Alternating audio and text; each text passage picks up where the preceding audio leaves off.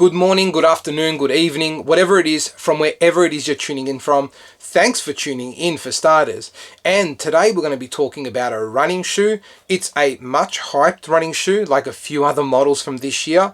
But in all the right ways, I think we've got a much improved model on the original. And the shoe we're talking about is the New Balance Rebel V2.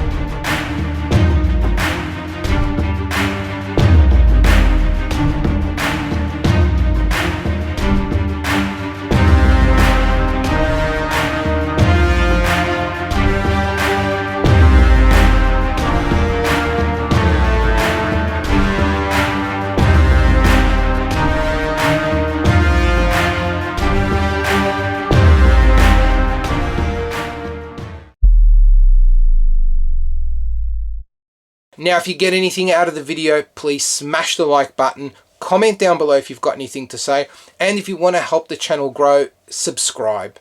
Smash it, like that subscribe button, find it, hit it. Also, I've got an Instagram page, go over there and check it out. It's 3 kicks a day, exactly like the YouTube channel, and it's a page all about shoes. Surprise, surprise. We have been absolutely spoilt for choice this year with running shoes. There has been no shortage of new shoes to try out, new tech to try out, and it's just been awesome to see a couple of new brands enter a pretty crowded space. It's also really cool when you get an existing running shoe model being released in a new version that just about gets improved in every single way. The midsole configuration, while New Balance have kept the fuel cell foam, has been changed. This guy gets an increase in stack height, and the upper is totally different than what was in the original Rebel. I am generally a huge fan of New Balance running shoes. I put it down to their fit. There is a level of predictability that I get with their running shoes. Being a US size 13, there is little room for movement. So if I don't get the right fit at a 13, I'm pretty much going to get either a shoe that's too tight or too loose, and not good for me. But that's usually not an issue with New Balance. In fact, I've only ever had that issue once with the Fresh Foam Tempo, but that's a shoe we won't talk about right now. In the past though, I've always favored New Balance's Fresh Foam X equipped running shoes. I think I've just always preferred the more cushioned midsole and the experience that midsole offers versus the more responsive fuel cell. I do think that that is about to change though with the fuel cell Rebel. I want to break the shoe down and I'll give you some impressions of how I found it on my first run. But before we do that, I do want to go through what the shoe is. And what the shoe is a lightweight neutral running shoe with a fuel cell midsole, 26mm stack height in the heel, 20mm of stack height in the forefoot, giving us a 6mm drop. We've got a lightweight mesh upper and it fits true to size.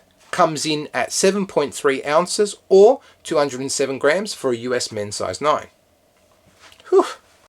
Okay, so now let's talk about the shoe and how it performs on a run, starting with the outsole. And with the outsole, we have got a endurance rubber that covers a fair bit actually of the outsole. You can see the different colors here. You've got black, this orange pattern, and also like a bright orange here at the heel. It does look like that there is a fair bit of rubber, but the compound is actually quite thin and works really well in real life situations. Given I've only gone on one run that was about 12 kilometers, it's really hard to comment on anything right now. I certainly didn't feel that there was an issue on my run, and I don't think that durability will be an issue, just going by my experience with other New Balance running shoes. But I think this is an area we'll probably talk a little bit more about as we get through to the progressive review in about 50Ks. Now the midsole itself feels more comfortable at faster paces, but what I loved about running in the Rebel was that if you dial it down a little bit and go a little bit slower, you're not going to be penalized for that. I would though say that this is a shoe that is more suited to those moderate to faster paces, and so if you're looking for a long and slow daily trainer, I think that there's other options that would be better suited to you than this guy. But if you want something that is going to be able to take care of those moderate paces for moderate distances and go fast when you want it to go fast, this midsole responds perfectly. On my 12-kilometer run, I had no issues with hot spots, and I didn't find that my foot was fatigued in any way because I was changing the pace between fast and slow.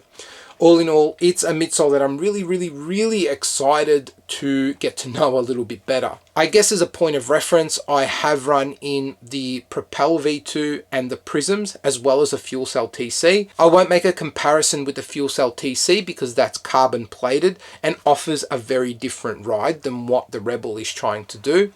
But I feel that this offers a better combination of cushion and responsiveness than what you'll find in the Propel V2 or the Prism, if you are currently running in those shoes and are looking to purchase the Rebel V2. Moving into the upper, and what we've got is this lightweight mesh. It is a really comfortable mesh. It's super breathable, it hugs your foot and feels really great while you're running. There was only one issue that I found, and that is with these translucent parts of the upper. Given that we're running into some cooler conditions here in where I live in Australia, at least, there are some parts where the grass was quite wet, and where I would run over that grass and that grass would make contact with this part of the upper, that would often cause that moisture to seep through to my socks. It wasn't a huge issue, but it would be something that I would keep an eye out for if you're planning on using these shoes in heavy winter conditions. Outside of that, we have got fairly minimal overlays, but just enough overlays to give the upper a little bit more structure, and they are around the toe box and also around the midfoot. The heel itself has a little bit of structure, but it's still a little bit soft and works really well in keeping a lightweight profile to your foot while retaining a comfortable feel, which is also helped by the padding that's around the heel collar. It's not overdone. It is fairly minimal, but it is just enough. The tongue itself is not padded and is only gusseted at the base of the eye stays, but I didn't find that provided any issue. In fact, it was really comfortable and aided in a really secure fit. That felt lightweight, so feels really good on foot. I see the Rebel V2 competing with shoes like the Mach 4. That shoe, like this shoe, has an origin of being a speed shoe, and their newest iterations add a little bit of comfort that don't compromise its mission statement to be a fast shoe, but give it additional comfort to be taken out on longer runs. And I think that this almost strikes the perfect balance in every respect. The upper is a perfect mix of lightweight materials that are comfortable and breathable, that keep the weight down. The midsole itself is not overly soft, but is super responsive and also provides enough cushion so your feet don't get fatigued. And the price point is fantastic. It comes in at 220 Australian dollars, and that is some $40 cheaper than what the Hoka Mach 4 is. And when you think about how it compares to the retail price of the Propel V2 and the Prism, it's only an additional $40 for what I think is a lot more shoe. Certainly a lot more versatile shoe anyway. I will hopefully be smashing out the next 40Ks pretty quickly so I can come back and give some more thoughts on how the Rebel V2 performs.